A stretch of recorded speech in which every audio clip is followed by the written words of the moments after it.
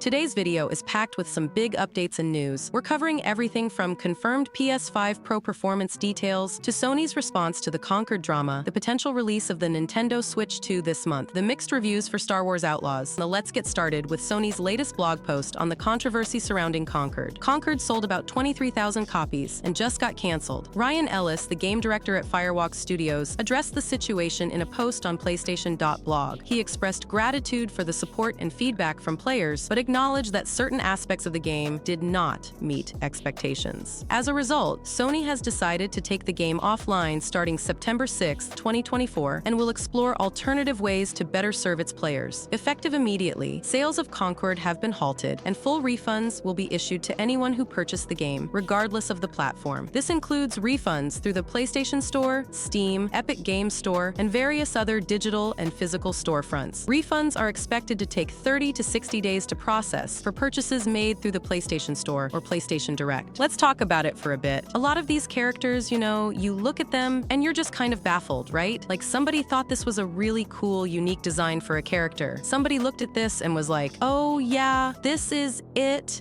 This is it right here. And I've always been curious because I'm like, who are these people? Because everybody I talk to is like, no, that looks really, really stupid. Some of these like, okay, it's not bad. Kind of an android robot, kind of a little trippy. Okay, that's kind of cool. Generic white guy number 4, Lennox, which just seems like Star-Lord reskinned with a man bun. I just think this is an example of a game where it was designed by people who are clearly very talented. It is not easy to put a game together and then to get it looking and running really well, and then to have really tight shooting and stuff. That is an accomplishment. These devs know what they're doing, but that doesn't mean that the final product is worth paying for. It doesn't mean the final product is worth playing or investing your time into. Another 2024 live service game that is not doing well? No, I'm not talking about Skull and Bones. Another Ubisoft one, X-Defiant, basically Ubisoft's free-to-play take on Call of Duty, that started with 10 million players in 2 weeks. Well, now thanks to a report from Tom Henderson, we know that the game has been struggling to obtain 20,000 concurrent players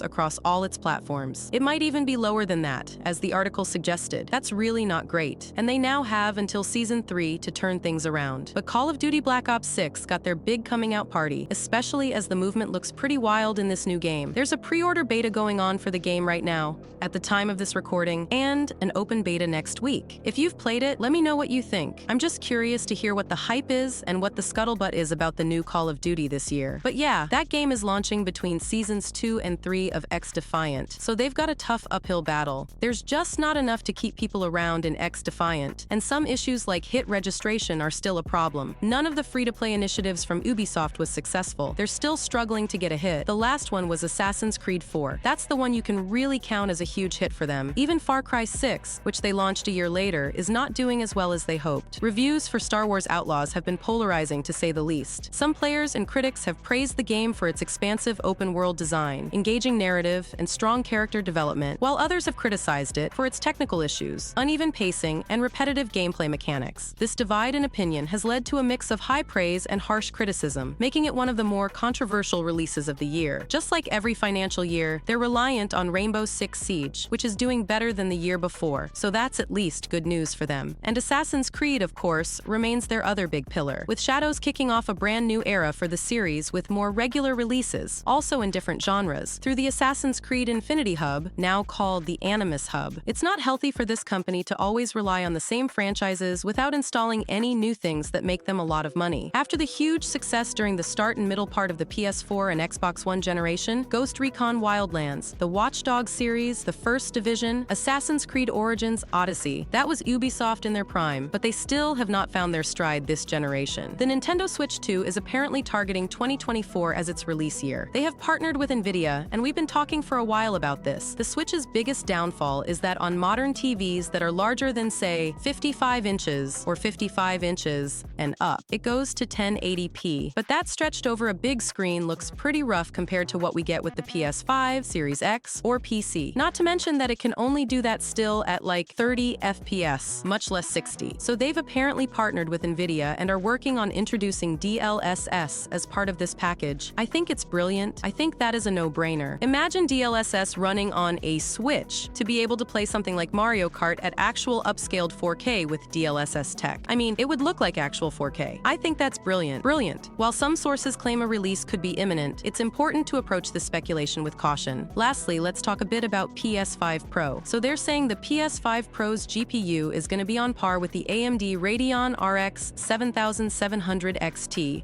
in terms of raw power. Like basically, the GPU will handle 4K pretty decently. Not 4K 60 FPS in all games, but most of the time it'll do just fine. But here's the thing, it'll actually be a bit better in ray tracing. And that's because Sony's borrowing some future tech from AMD's RDNA 4 architecture. Fancy, right? But okay, hold up a second. The one thing I'm not so sure about is the CPU. It's still that Zen 2 thing, kinda old news at this point. They're tweaking it a bit, but not enough to make me go, whoa, game changer. So there's this risk it might bottleneck the whole thing. Like you've got this beefy GPU, but an okay-ish CPU. One game that's coming out very soon that can use PS5 Pro power is Warhammer 40K. On PlayStation 5 and Xbox Series X, quality mode enables 4K resolution at 30 frames per second, and performance mode enables up to 60 FPS at 1080p resolution. Focus said that on the less powerful Xbox Series S, the quality mode allows for 1440p at 30 FPS, and performance mode is unavailable. So hopefully PS5 Pro can push it up to at least 4K 60 FPS, or worst case scenario 1440p with PSSR up to 4K. We'll just have to wait and see.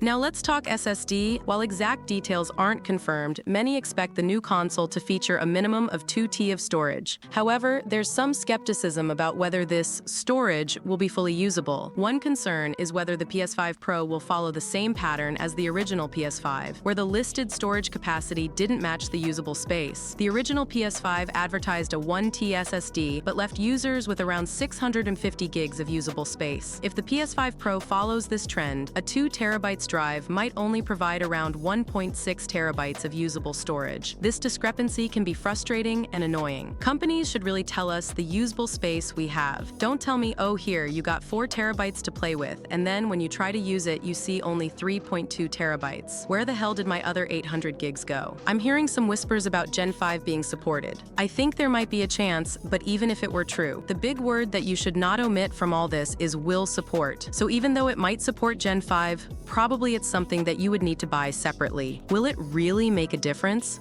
I'd hope so. Otherwise, what would the point even be? It'd be like getting an external SSD for your PS4 Slim and not notice a difference in speed. I don't know. What do you think? If you have more insights, or unlike me, you're actually an engineer that understands all of these better than I do, let us know in the comments. Contribute to the conversation. But what game would you like to see get improved on PS5 Pro? A lot of people are saying Black Myth, Wukong, but honestly, before I see any performance improvements for that game on PS5 Pro, I'd like to see the performance and resolution increase on the base PS5, because looking at the graphics and resolution of that game, I know PS5 can do better. Apparently, we should get the full scoop on September 9th, when they officially reveal all this stuff, so stay tuned for that, I guess.